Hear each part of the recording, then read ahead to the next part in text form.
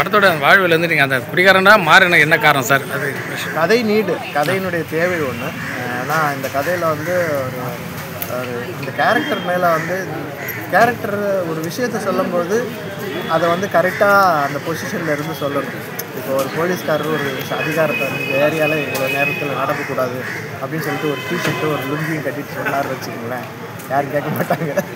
ஒரு டாக்டர், நான் தான் டாக்டர்னு ஒரு கிழிஞ்சு போட சட்டையோட அழுக்கு லுங்கியோட வந்து நான் டாக்டர் அப்படின்னு சொன்னால் யாரும் ஏற்றுக்க மாட்டாங்க. ஸோ அப்போ வந்து இந்த மாதிரி ஒரு கேரக்டர் இது வந்து மது வந்து உயிருக்கு, நாட்டுக்கு, வீட்டுக்கு எல்லாத்துக்கும் கேடு அப்படின்னு நம்ம ஸ்டேஷனரி வார்னிங் பார்த்தாலும் இந்த மாதிரி கேரக்டரை சொல்கிறவா அப்படின்னு தான் பார்ப்பாங்க. ஸோ அதை நம்பிக்கையை உண்டு பண்ணணுங்கிறதுக்காக தான் ஒரு எஃபெக்ட் அந்த கேரக்டர் பாட்டு அந்த இன்ஸ்பிரேஷன் உங்கள் வீட்டாண்ட அது பக்கத்தில் அது ஏதாவது நிறைய பேர் இருக்கிறாங்க.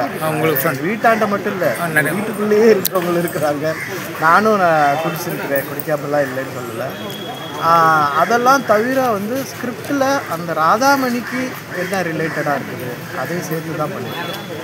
ஒருத்தருடைய காப்பி மாதிரி இல்லாமல் நான் நிறைய பேரை பார்த்துருக்கேன். நானும் குடிச்சிட்டு நல்லா இருக்கிறேன், அது எனக்கும் தெரியும் நம்ம வந்து எப்படி இருக்கிறோம் அப்படிங்கிறது தெரியும். பட் சினிமாவுக்குன்னு போகும்போது டைரக்டர் என்ன சொல்கிறாரு, கதை என்ன தேவைப்படுது, இதுதான் வந்து அந்த கேரக்டர் டெஃபினிஷன்.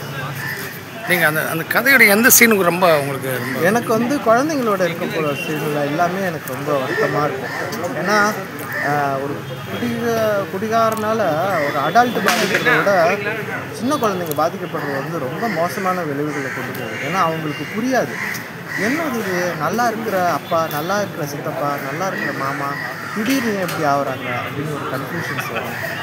அவங்களும் அதை தொடர்ந்து போகிறதுக்கான இது வரும். ஸோ அப்போ அவங்களுடைய நிலைமை வந்து யாரோடையும் ரொம்ப மோசமான நிலைமை.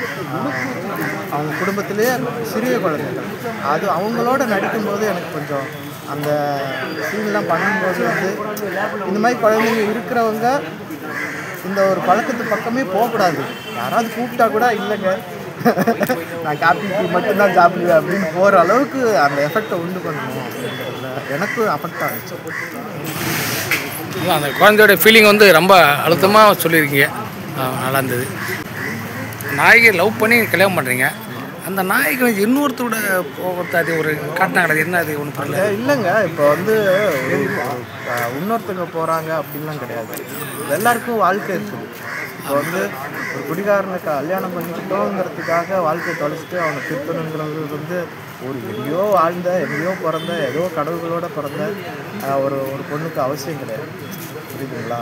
அப்போ வந்து அவங்க வேறு இடத்துக்குள்ளே போக தான் செய்வாங்க. அது வந்து அது தப்புன்னு சொல்ல முடியாது, அது தப்புன்னே சொல்லக்கூடாது. ஏன்னா ஒரு குடிகாரம் எங்கேயோ போகிறான், அது தப்பு இல்லையா? ஸோ அது மாதிரி தான் அவங்க வந்து அவங்களுடைய லைஃபு. ஏன்னா நம்ம வந்து நிறைய பேருடைய வீட்டில் அக்காவுடைய கனவு என்ன, தம்பியோட கனவுலாம் கேட்டிருக்கோம். ஆனால் நம்ம அம்மாவுடைய கனவு என்ன, வெறும் தோசையே போட்டுட்ருக்கீங்க இத்தனை வருஷமா, உனக்கு என்ன ஆகணும்னு ஆசை அப்படின்னு நம்ம கேட்டது கிடையாது.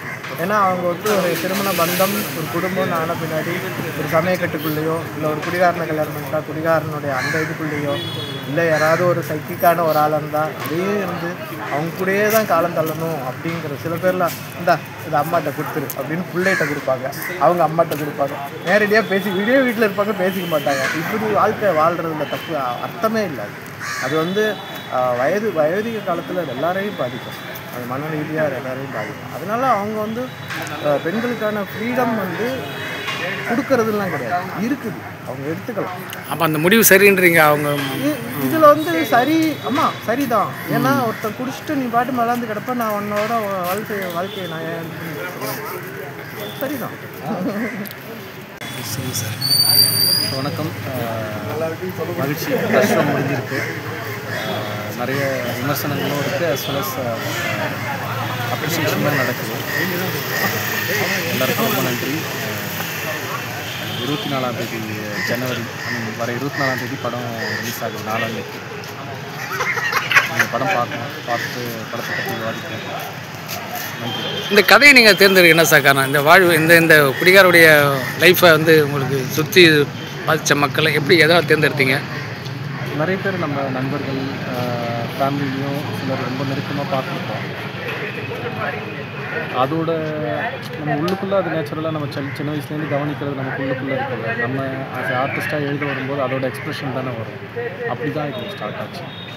ஆரம்பங்கிறது ஜோக்காக ஒரு கிரவுண்டில் ஃப்ரெண்ட்ஸுங்க பேசும்போது ஒரு விஷயம், ஒரு காமிக்கலாக ஒரு சென்டரை பற்றி ஒரு கலாச்சி பேசிகிட்டு இருந்தாங்க. அதுலேருந்து நம்மளோட பர்சனேஜோட கனெக்ட் பண்ணி இதை ஒர்க் பண்ணோம்.